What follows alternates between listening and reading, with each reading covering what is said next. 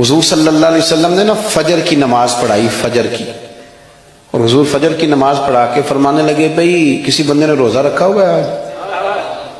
حضرت عمر کہتے ہیں رات کو میرا ارادہ تھا رکھوں، پر سویرے پھر میں نے گرا دیا، نہیں رکھا۔ حضور نے دوسری دفعہ پوچھا بھئی کسی نے روزہ رکھا ہے؟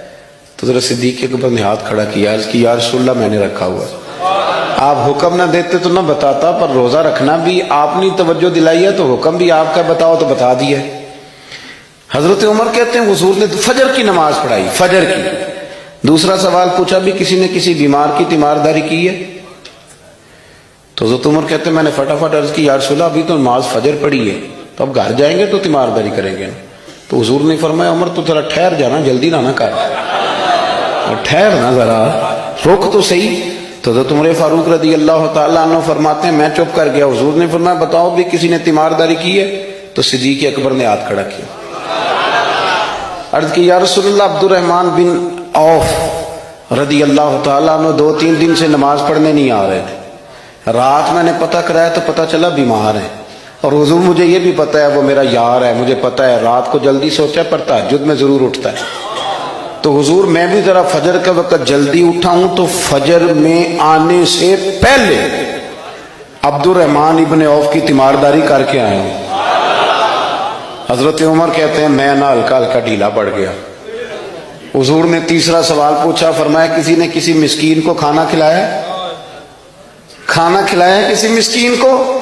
حضرت سیدنا عمر فاروق کہتے ہیں میں نے پھر عرض کی، میں نے کہا یا رسول اللہ ابھی تو فجر پڑی ہے، گھر جائیں گے کوئی چیز لیں گے تو کھانا کھلائیں گے۔ تو حضور پھر مسکرائے، فرمایا عمر تو ذرا ٹھہر نہیں جاتا، ذرا ٹھہرنا، ذرا نظارہ تو کرنا، گویا یہ شان صدیق اکبر کا جلسہ ہو رہا، ذرا ٹھہرنا۔ حضور نے پھر پوچھا بھی کسی نے کسی مسکین کو کھانا کھلایا ہے؟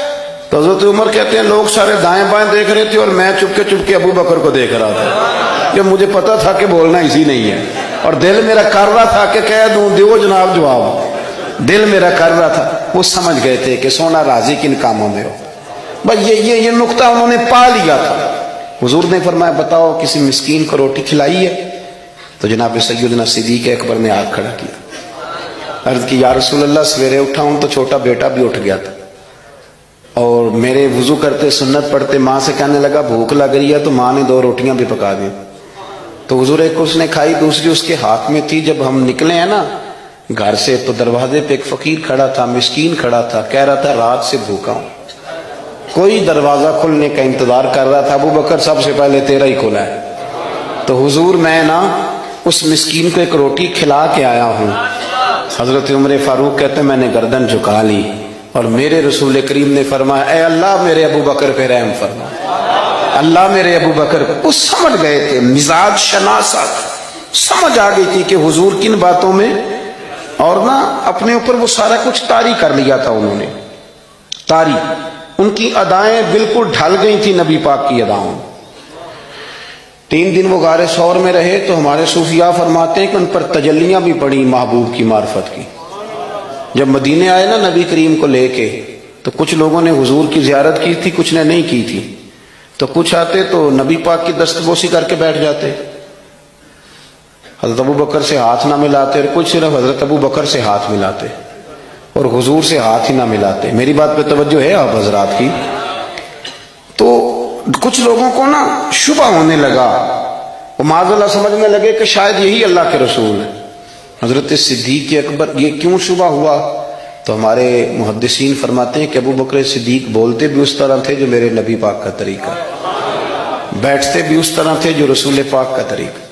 کہتے ہیں انہوں نے امامہ باندھا ہوا تھا تو جو امامے کا پیچ حضور کا ڈھیلا رہ گیا تھا ان کا بھی ڈھیلا رہ گیا تھا، اس طرح اپنے آپ کو مزاج میں ڈھالا تھا، تو من شدی من تو شدم، میں اس طرح ڈھالا تھا مزاج میں، اس طرح کہ کوئی فرق ہی نہیں نظر آتا تھا۔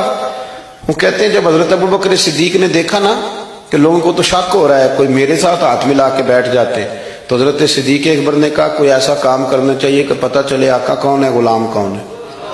اٹھے، کندھوں پہ چادر تھی، وہ اتار کے نا تو حضور پہ سایہ کر دیا، لوگوں کو پتہ چل گیا کہ سایہ کرنے والا کوئی غلام ہے، اور جس پر سایہ کیا جا رہا ہے وہ آقا ہے۔ کیا خوبصورت نقطہ لکھا ہے مفسرین نے شارحین فرماتے ہیں تھوڑی دیر کے لیے، تھوڑی دیر کے لیے، تھوڑی دیر کے لیے حضرت ابوبکر صدیق نے حضور کے سر انور پر اپنی چادر کا سایہ کیا تھا۔ اللہ کے رسول نے احسان کا بدلہ یہ دیا، نیکی کا بدلہ یہ دیا کہ قیامت تک ان کی قبر پر اپنے گنبد کا سایہ فرما دیا، قیامت تک گنبد کا سایہ کر دیا۔